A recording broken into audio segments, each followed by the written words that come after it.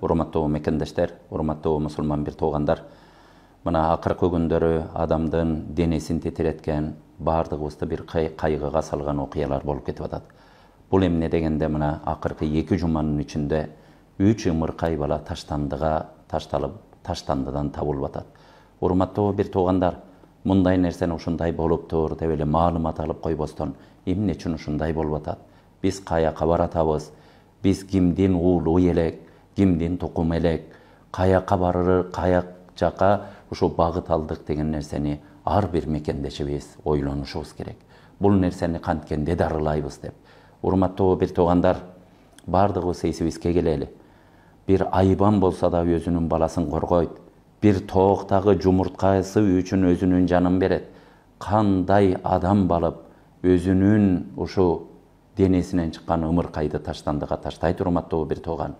Бул нерсе ошо бирөө таштаптыр, бир кыз төрөп коюптур, же болбосо бир келин төрөптүр, ыргытып ийиптир, кесепети ошого тиет деп ойлонбойлу. Мунун кесепети жалпы баарыбызга тийип калат. Урматтуу бир туугандар, бардыгыбыз истигфар келтирели, Кудай Тааладан жалынып жалбаралы, тооба кылалы, андан кийин муну дарылаштын жолдорун ар бирибиз ойлонолу. Ушундай окуяларды кылган адамдарды бир жектейли, ошолорго бир өзүбүз бир насааттарыбызды айталы. Ар бирибиздин үйүбүздө Кудай Таала берген уул кыздарыбыз бар, тарбияларына өтө көңүл буралы. Алла Таала канчалаган нимат берди. Ниматтардын ичинен эң улуу ниматтардын бири биздин көзүбүздүн карегиндей кылып бизге чолпондой кылып балдарды берип атат, кыздарды берип атат. Ошо кыздарыбызды тарбиялысыз калтырбайлы. Урматтуу ата-энелер, Кыргызстандын кайсы бурчунда жашасак дагы балдарыбызды кыздар өзгөчө кыз балдарга аяр мамиле кылалы. Окутабыз деп туруп мына Бишкек шаарына жөнөтүп үйүп атабыз да болду, ошо боюнча карабай коюп атабыз. Ал кыз кажерге жатып атат, ким менен жүрүп атат, ким менен дос болуп атат, кандай тамак жеп атат, канчалаган адамдар ошентип карабай коюп атат. Ошонун кесепеттери келип туруп ушундай чыгып атат. Бул нерсени толук изилдеп чыккан жокмун. Бирок ушул нерсени соц тармактардан көрүп ушундай таштандылар табылып атканын, таштандыда ымыркай балдар табылып атканын көрүп туруп, ушундай натыйжа чыгарып атабыз. Муну бир үй бүлө курган, бир бактылуу үй бүлөдө муну тип алып келип туруп бирээне таштап койбойт. Сөзсүз бул нерсени бир туура эмес жолдор менен ушундай баланы төрөп койгон, же болбосо ушундай бир кесепет, бир нерселер, бир себептери бар, же болбосо кайсы эне алып барып туруп ошо баласын таштайт, урматтуу бир тууган. Баары бир ата-эне ойлонолу. Карасаңыздар, кыздарыбызды кантип тарбиялап коюп атабыз? Динден алыс, Кудайдан алыс, ата-бабанын салтынан алыс, бир кыргызчылыктан алыс, мусулманчылыгыбыздан алыс кылып койгондо мына кесепети ушинтип атат. Бул нерсенин бардыгыбыз тооба келтирели. Кээ бир кесепеттүү нерселер бар, ал жалпыга дагы ошонун кесепети тийип кетет. Урматтуу бир туугандар, Кудай сактасын. Кудай Таала биздин күнөөлөрүбүздү кечирсин. Бирок бир туугандарыбыз, ар бир ата-эне балдарыбыздын баскан турганына, ошону үчүн биз тарбиясына, баланын эмнесине, жеген тамагына, кийген кийимине, алган билимине, тарбиясына, баскан турганынын бардыгына жоопкерчиликтүүбүз. Алла Тааланын астында жооп беребиз, урматтуу бир туугандар. Кыздарыбыз кай жерде басып атат, ким менен басып атат, бардыгыбыз контролго албасак аягы ушинтип келип чыгып атат да, бир туугандар. Бул нерсе Пайгамбарыбыз саллаллаху алейхи ва саллям пайгамбар болуп келиштен мурун Араб жарым аралында ошол кезде чоң империялар бар эле. Ошол учурларда ушундай нерсе жайылып кеткен эле. Эгер бир адам аялы кош бойлуу болуп, эгер ошо кыз төрөп койсо, уялгандан ошонун жүздөрү карарып кетет эле деп Куранда баяндайт. Ушундай жаман адат жайылып кеткен эле. Кыздары ушинтип тестиер болуп, ушинтип 1-2 жашка чыгып, тили ширин болуп чыгып калган учурларда алып барып тирүүлөй көмөт эле, урматтуу бир туугандар. Пайгамбарыбыз саллаллаху алейхи ва саллям кийин ислам адамдарга таралганда Мадина шаарында сахабалар менен отуруп, силер ким элеңер, силерди ислам ким кылды дегенде, сахабалардын арасынан бирөө туруп, я Расулаллах, биз жахилият учурунда, ислам келеле караңгы доор учурунда, ошондо айбан эмне, адам эмне экенин билбеген учурларда ушундай жашоо көрөт элек. Өз кыздарыбызды өзүбүз көмгөн салтка айланган эле. Кимде ким эгер бир кыздуу болуп туруп, ошону топуракка көмбөгөн адамдардын арасында баса албай калган даражага жеткен бир салттар чыкты эле. Ошол учурларда мен кыздуу болдум. Кызымды аябай жакшы көрөт элем. Bir günü kızım uşintip testiyeri bolup, uşintip çurkagan 3-4 yaşka çıkıp kalgan uçurlarında Mekkenin tışında tursam, ey balança kızın çoğoyup kaldı dep attele. Oşol uçurda oşo sözkö jinim gelip üyüme geldim. Ayalıma kızыңды kiyintip ber, tayekelerin üyüne alıp barıp keleyin dedim. Ayalım da bul sözdün törkün emne ekenin түшүнөт эле. Бирок эч алы жок эле, эч нерсе каяша кайтара албайт эле. Каяша кайтара турган болсо өзүнүн жанынан коркот эле дейт.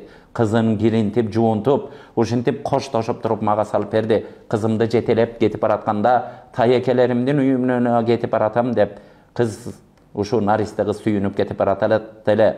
Барып туруп бир күн мурун казып койгон чуңкурдун жээгине алып барып, кызыма болгон сүйүүдөн ушинтип калчылдап атырып бир түрттүм.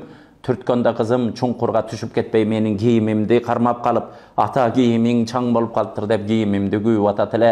Экинчи жолу дагы көзүмдү жумуп, дагы бир жолу түртүп, үстүн көмүп салдым. Ошондой окуялар өттү эле деп жашын агызып ыйлаганда пайгамбарыбыздын берекелүү жаштары сакалынан таанып турду эле.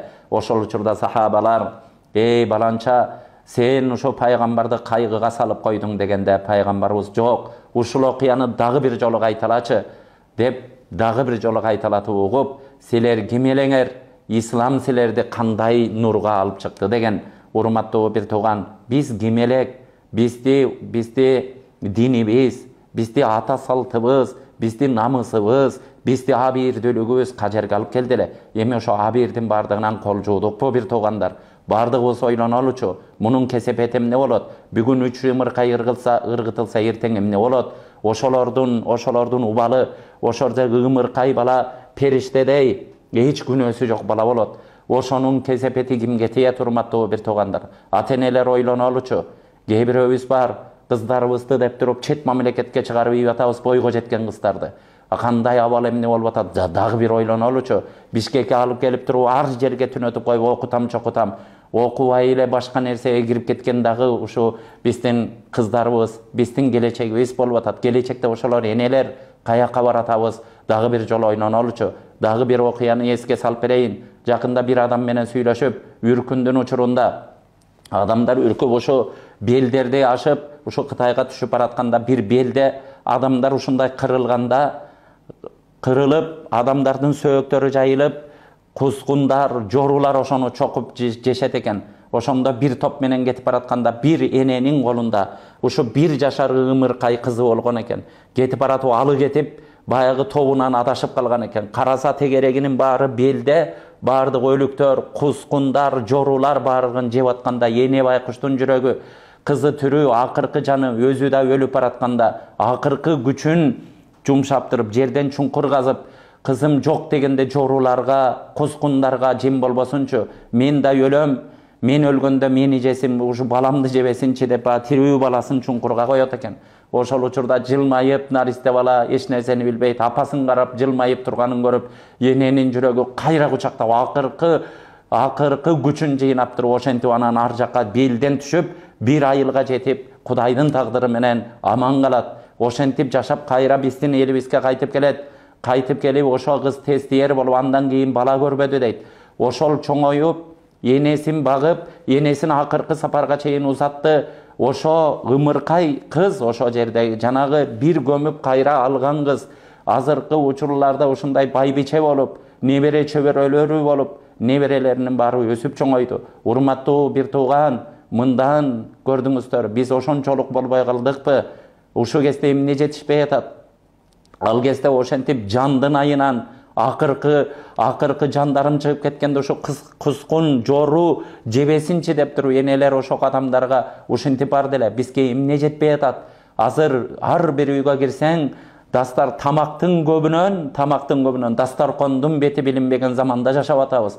Ушундай учурда эмне бул нерсе деген Алланын каарын чакыра турган нерсе.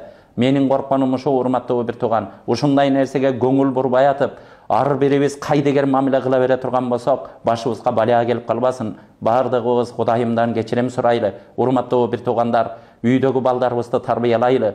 Ошо ымыркайларга дагы ошо тирүү табылбатышат өмүр тилейли. Кудайым ошон үчүн кыздарыбызды тарбиялуу кылсын, ыймандуу кылсын.